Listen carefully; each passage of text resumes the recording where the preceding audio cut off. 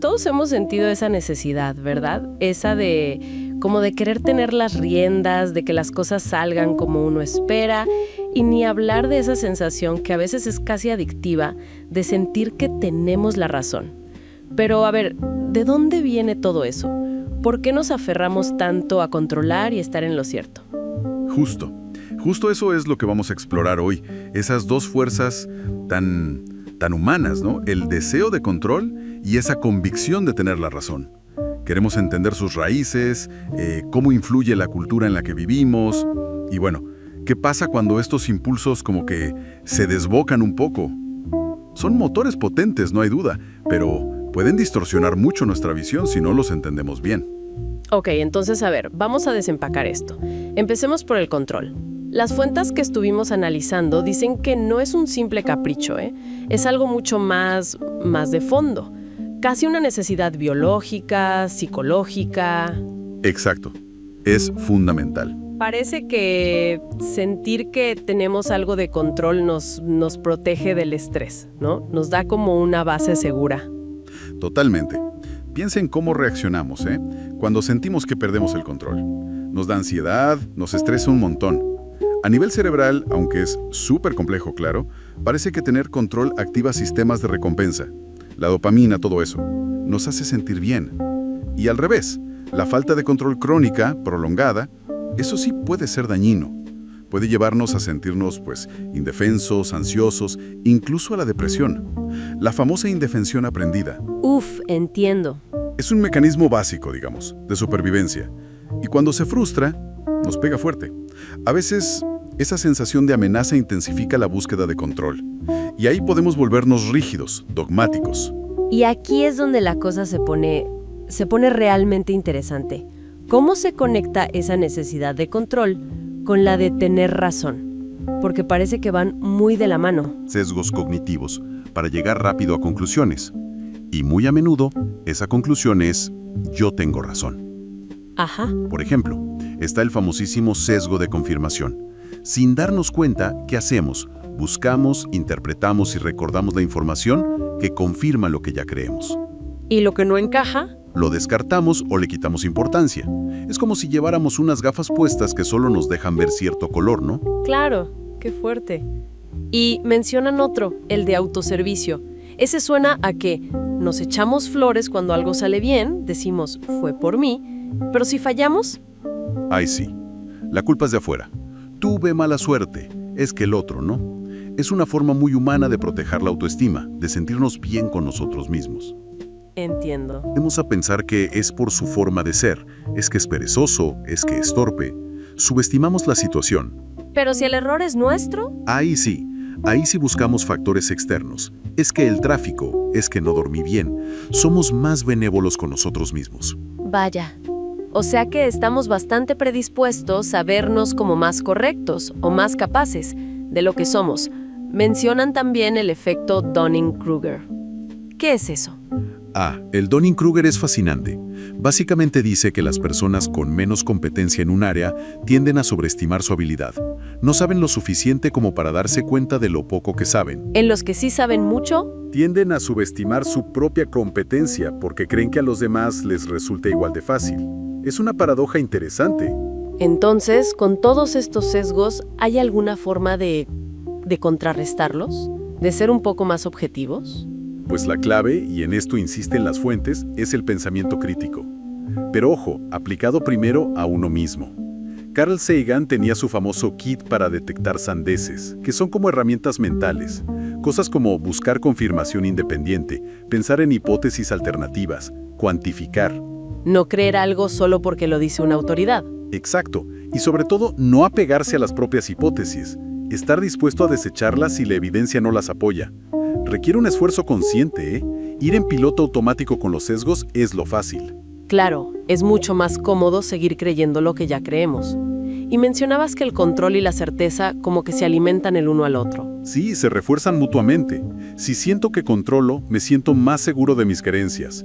Y si estoy muy seguro de tener razón, eso me da una sensación de poder, de control. Es un círculo que puede ser bueno si nos impulsa a actuar informados, pero peligrosos y nos vuelve rígidos, cerrados. Y como veíamos con el error de atribución, la cultura juega un papelón aquí. Buen punto. Porque esta vivencia del control y de tener razón no es igual en todo el mundo, ¿cierto? Las fuentes hablan de diferencias culturales bien marcadas. Mencionan un yo independiente versus un yo interdependiente. Así es una distinción clave que hacen los psicólogos culturales. En muchas culturas occidentales predomina la idea de un yo independiente. ¿Qué significa? Pues que la persona se ve como una entidad autónoma, definida por sus atributos internos, sus metas personales. El control se busca influyendo activamente en el entorno, y tener razón es una validación individual, de la corrección de mi pensamiento. Y la otra cara de la moneda, el yo interdependiente. Exacto. Este es más común en muchas culturas de Asia, África o América Latina. Aquí, el yo se define mucho más por las relaciones, por el rol dentro del grupo, por la pertenencia. La prioridad no es tanto destacar individualmente, sino mantener la armonía del grupo, ajustarse, cumplir con las expectativas sociales. El control y la razón se entienden de una forma más colectiva, relacional. A ver, dame algún ejemplo concreto para que se entienda mejor esta diferencia. Claro, piensa, por ejemplo, en culturas de Asia Oriental. Ahí se valora mucho el ajuste, el encajar en el grupo, mantener la armonía social por encima de la afirmación individual. O en América Latina, se habla de una interdependencia expresiva, donde las relaciones y las emociones positivas compartidas son súper importantes. Afecta al grupo, a la relación. Exactamente. O fíjate en el concepto africano de Ubuntu que mencionan las fuentes. Se suele traducir como yo soy porque nosotros somos. ¡Qué potente! Muchísimo. La idea central es que la humanidad de uno está intrínsecamente conectada a la de los demás. El bienestar individual no se puede separar del bienestar del grupo. Entonces, desde esa óptica, imponer tu visión o tener razón a costa de la armonía, pues, no tiene mucho sentido. Se busca más el consenso, el beneficio mutuo. Es una perspectiva muy distinta a la occidental, donde a veces ganar una discusión es lo importante. Entiendo. Y esto se refleja también en cómo se cría a los niños, ¿no? Claro. Los estilos de crianza varían. En Occidente se promueve más un estilo autoritativo. Hay límites, pero también calidez y se fomenta la autonomía.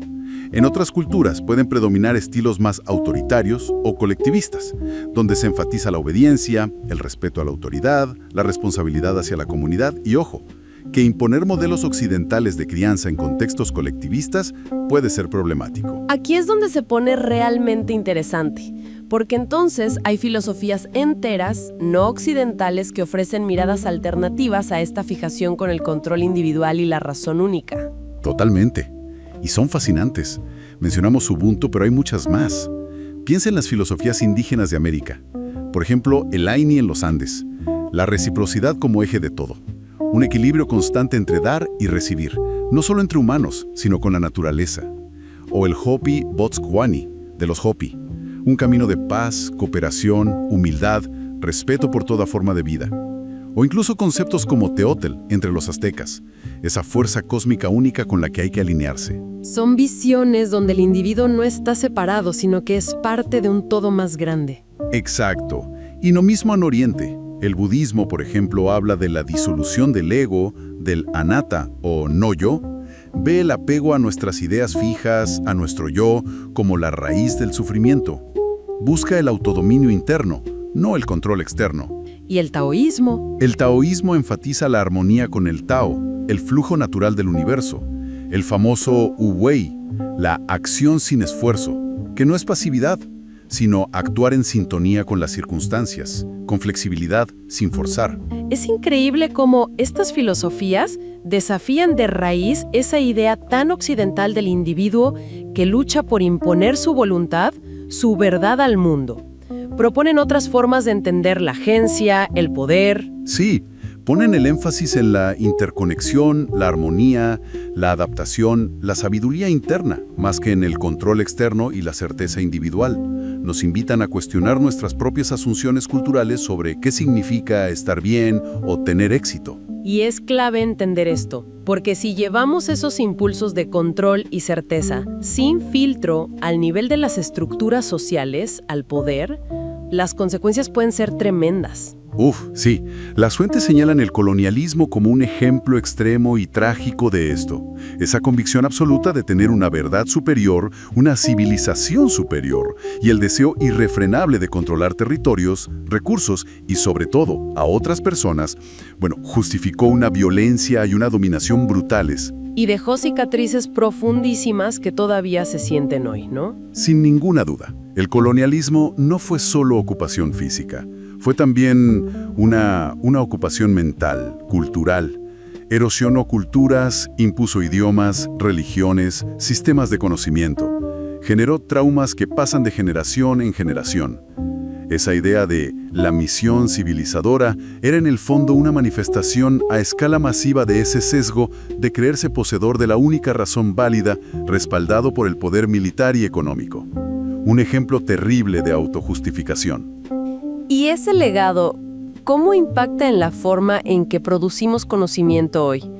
Se habla mucho en las fuentes de la crítica a la psicología WEIRD. ¿Qué es eso exactamente? WEIRD es un acrónimo, sí. Son las siglas en inglés para occidental, educada, industrializada, rica y democrática.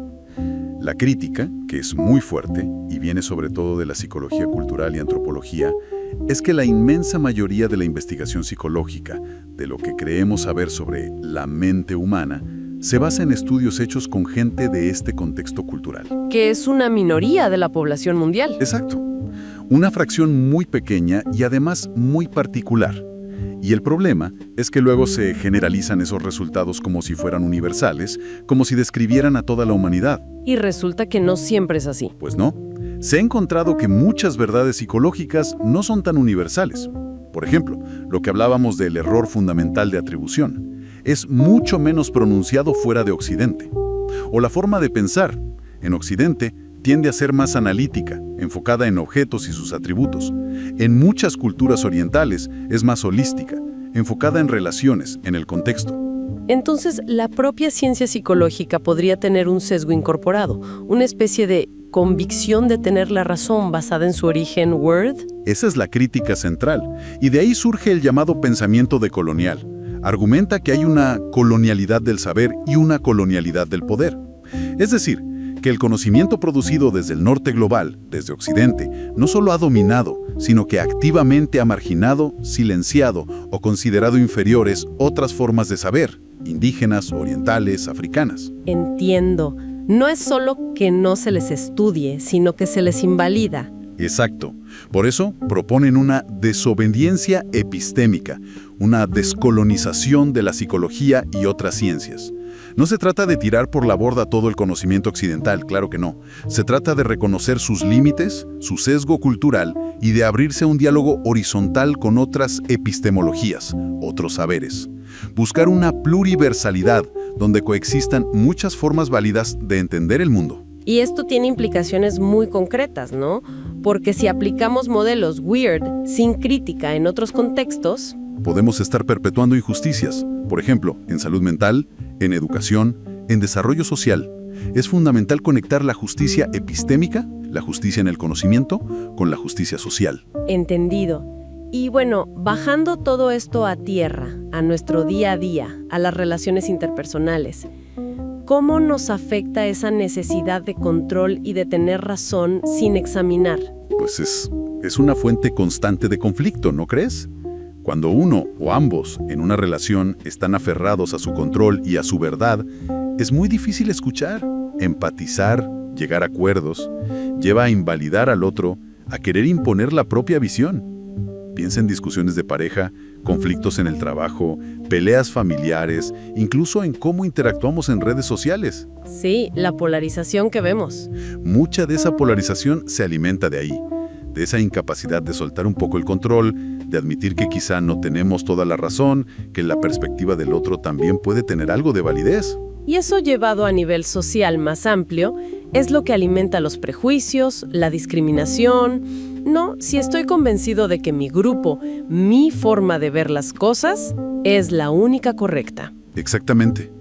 Los estereotipos se agarran fuerte al sesgo de confirmación. Y la necesidad de sentirnos correctos o superiores Nos puede llevar a justificar la exclusión, la desigualdad, incluso el maltrato hacia quienes percibimos como diferentes o equivocados. Por eso, repensar la justicia, como plantean las fuentes, implica también incorporar esas otras visiones de las que hablábamos, que no ponen al individuo y su razón en el centro absoluto. ¿Cómo cuáles, por ejemplo? Pues, por ejemplo, la idea de justicia restaurativa, que tiene raíces en muchas tradiciones, incluyendo Ubuntu. Se enfoca menos en el castigo individual y más en reparar el daño causado, en restaurar las relaciones dentro de la comunidad. O las cosmovisiones indígenas, que nos recuerdan nuestra conexión con la naturaleza. Algunas incluso proponen reconocerle derechos a la naturaleza, lo cual choca de frente con la visión occidental más antropocéntrica, esa de controlar y explotar la naturaleza como un simple recurso. Claro, ahí el deseo de control se extiende a la naturaleza misma. Y eso tiene consecuencias directas en la crisis ambiental y en la justicia social y ambiental. Son temas que están totalmente conectados. Entonces, frente a estos impulsos tan arraigados, tan fuertes de controlar y de tener razón, ¿qué podemos hacer para, no caer en sus trampas? ¿Cómo cultivar un poco más de sabiduría en esto? Es la pregunta del millón, ¿no? Y no hay receta mágica, pero las fuentes sí apuntan a un camino. Empieza, creo yo, por la autorreflexión crítica y honesta. Es aplicar ese pensamiento crítico del que hablábamos, pero hacia adentro. Cuestionarnos nuestras propias creencias más firmes. ¿En qué me baso realmente? ¿He considerado alternativas? ¿Podría estar equivocada? Eso requiere humildad intelectual, ¿no? Reconocer que no lo sabemos todo, que somos falibles. Fundamental. Sin humildad intelectual no hay aprendizaje ni cambio posible. Y junto a eso, la empatía. El esfuerzo real por intentar comprender la perspectiva del otro, ponernos en sus zapatos, aunque no estemos de acuerdo. Entender de dónde viene. Y quizá sentirnos más cómodos con la complejidad, con los grises. Exacto. Abrazar el matiz, la complejidad, la incertidumbre. El mundo rara vez es blanco o negro. Resistir la tentación de simplificarlo todo para sentir que lo controlamos. Y por supuesto, practicar el diálogo genuino. Crear espacios donde podamos escuchar de verdad, especialmente a voces que normalmente no escuchamos, voces marginadas.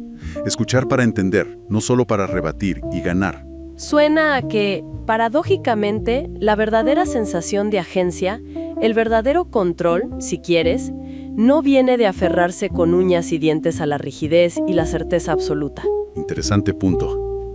Sino quizás de la flexibilidad, de la humildad, de la capacidad de aprender, de adaptarse, tal vez de conocer, no sé, o podría estar equivocado, es en realidad un acto de fortaleza y el primer paso para saber más y actuar mejor. Me gusta esa idea.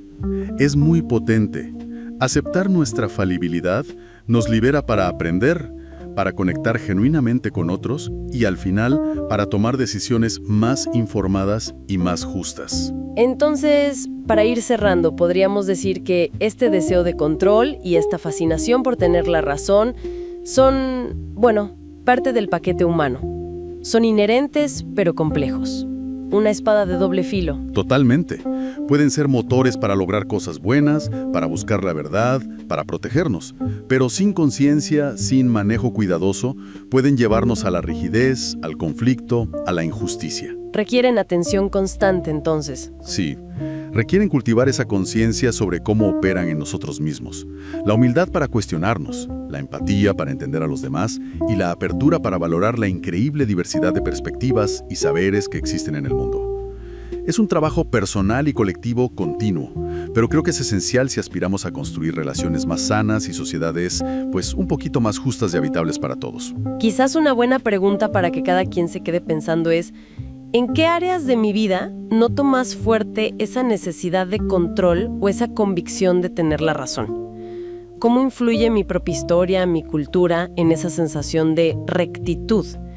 Y quizás, ¿cuál es esa creencia que tengo tan arraigada que se beneficiaría de que la mirara con un poquito más de distancia crítica, con un poco de esa humildad intelectual que mencionabas?